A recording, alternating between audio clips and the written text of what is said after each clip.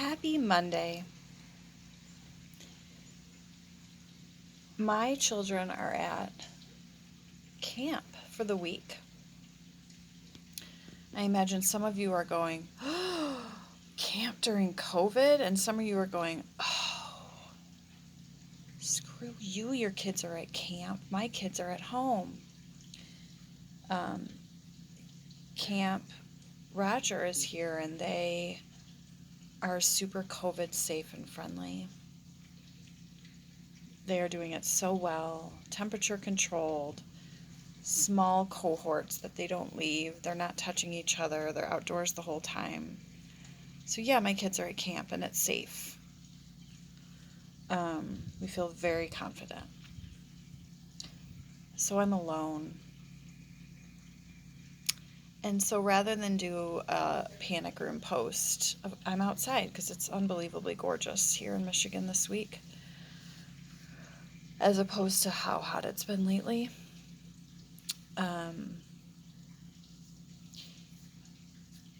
Some storytelling from the front porch I thought was in order. Parenting, hasn't gone away for any of us since March. So where are you at in your parenting journey?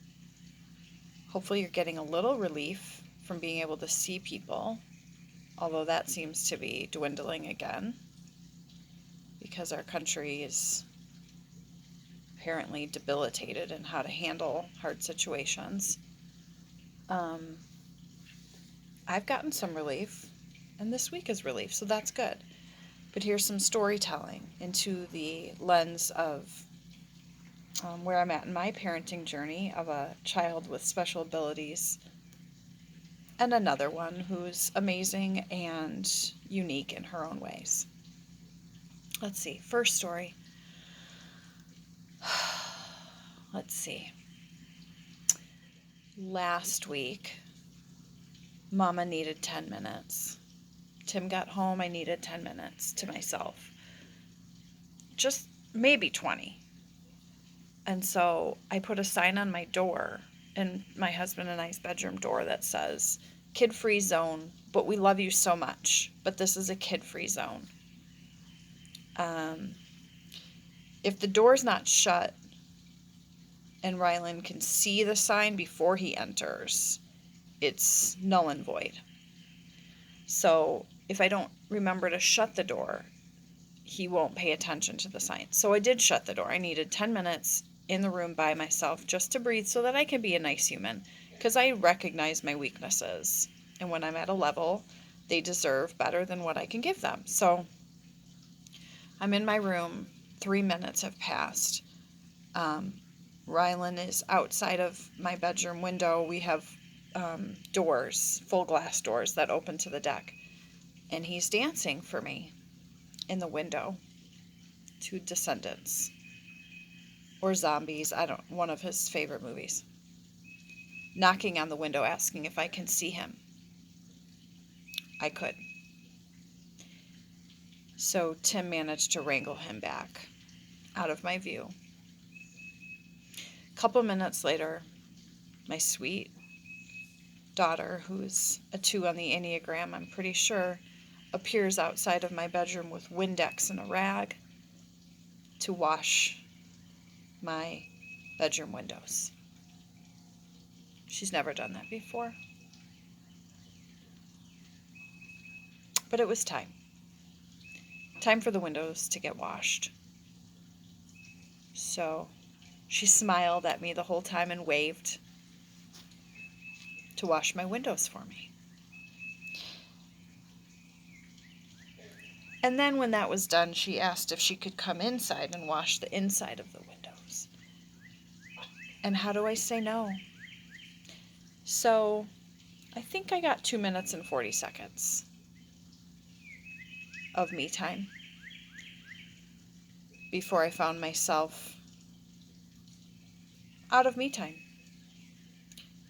But the windows were clean at the end of that 10 minutes. That's the first story. Yesterday, Rylan provided so many stories for you. The first of which, we're going to go on a walk as a family through our backyard woods to a park that we can walk to and play frisbee and basketball. And the thought of that was so just horrifically tiresome to him. You know, it was 11 a.m., so he was exhausted by that point from doing nothing. So he just laid on the chair with his legs on the ground, just, I can't go to the park. You're so mean. I can't walk. I'm exhausted. So we just say that's not a choice. Get up and get your shoes on. So we're at the park and I say, hey buddy, you're having such a great time. I just want you to remember next time that we say we're going to the park that you're enjoying yourself and this is not a punishment. And he goes, yeah, well, Mom, you didn't tell me I could bring my Pokemon with me. And I said, you brought Pokemon cards in your pocket? No. And he lists all the Pokemon that are in the air. Up here. That had come with us. On our walk. And if I had just told him that that was approved, he wouldn't have had to complain about coming on our walk.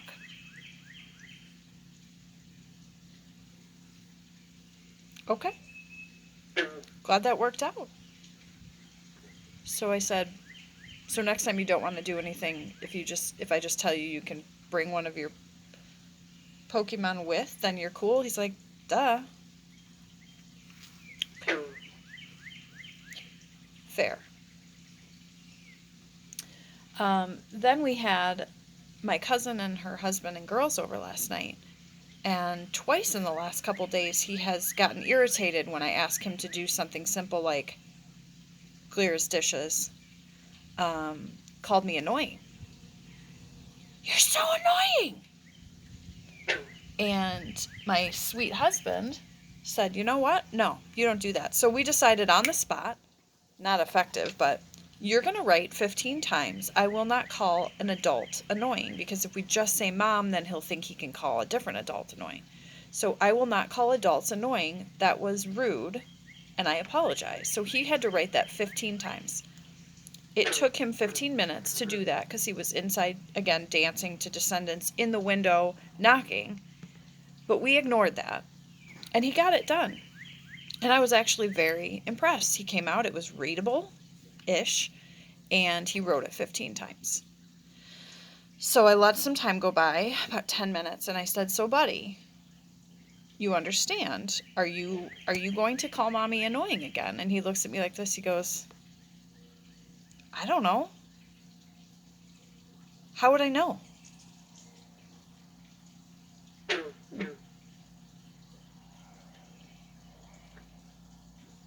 So he might call me annoying again, and he saw no validity in that question being asked of him.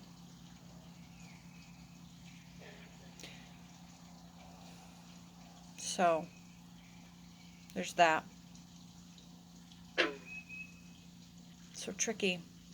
These kids with autism are real tricky. Maybe if I had him draw a picture, he would have gotten it.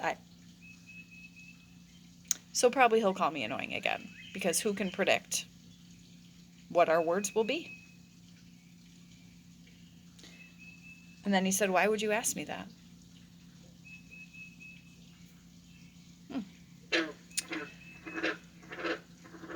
Yeah. Those are some stories. Those are my stories for the day. Oh, we were going to watch Hamilton as a family this weekend. But after I played the music in the car, Rylan was so incredibly offended by it that was not going to happen, because he ran out of the room screaming. Because that's not music. That's just somebody talking without a melody. And that didn't make any sense to him. And it was so offensive and hurt his ears so bad He's not actually singing, he's just talking loudly with music behind him. That's not music, and that I don't understand. So never mind that it's the most highly acclaimed musical of all time. That is not a musical for our family.